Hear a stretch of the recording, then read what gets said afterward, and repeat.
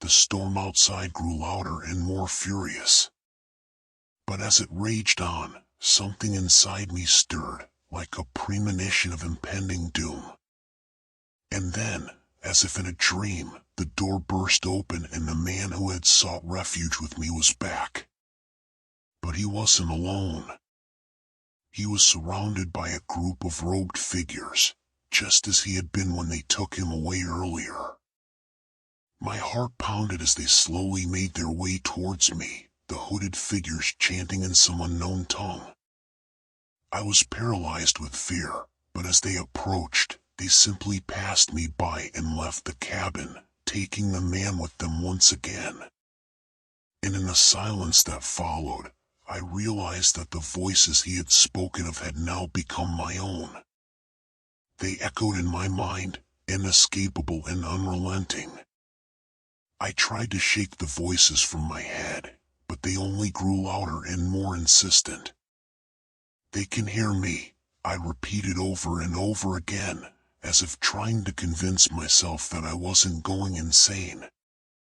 The storm outside continued to rage on, as did the voices inside my head. "They can hear me," I muttered under my breath, feeling like a prisoner in my own mind. Days passed, or maybe it was weeks, I couldn't tell anymore. The voices had become a constant presence, a haunting reminder of the hooded figures that had taken the man away. I had tried everything to silence them, but nothing seemed to work. One night, as I lay in bed, the voices suddenly grew louder than ever before. I bolted upright, my heart racing, as I realized that they were no longer just in my head. They were coming from the darkness outside my window. Trembling with fear, I cautiously peered outside, and what I saw made my blood run cold. The hooded figures were back, their eyes glowing with an otherworldly light. They had returned for me. As they approached, I could feel their cold, clammy hands closing in on me. And then, everything went black. When I opened my eyes again, I was in a strange room, lying on a cold metal table. The hooded figures surrounded me, their eyes still glowing with that unearthly light.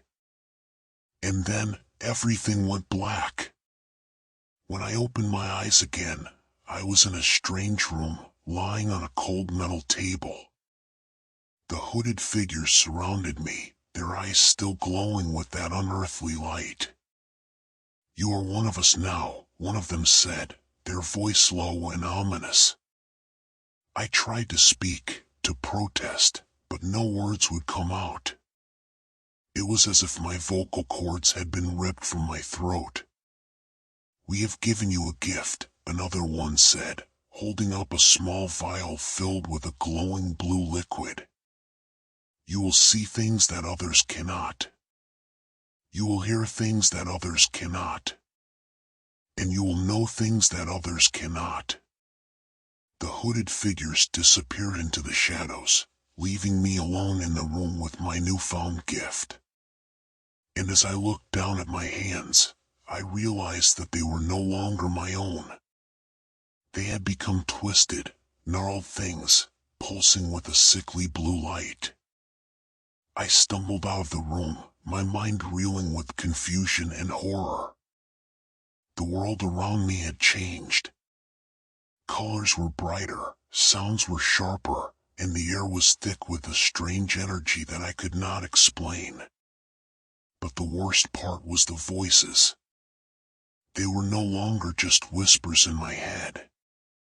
They were a chorus, a symphony of screams and whispers and laughter, all merging together into a single, cacophonous noise that threatened to drive me to the brink of insanity.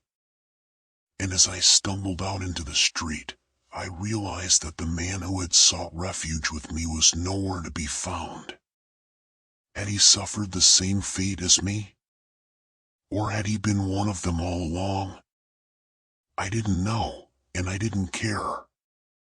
All I knew was that I was trapped in a world of madness and terror, A world where the voices never stopped and the hooded figures were always watching.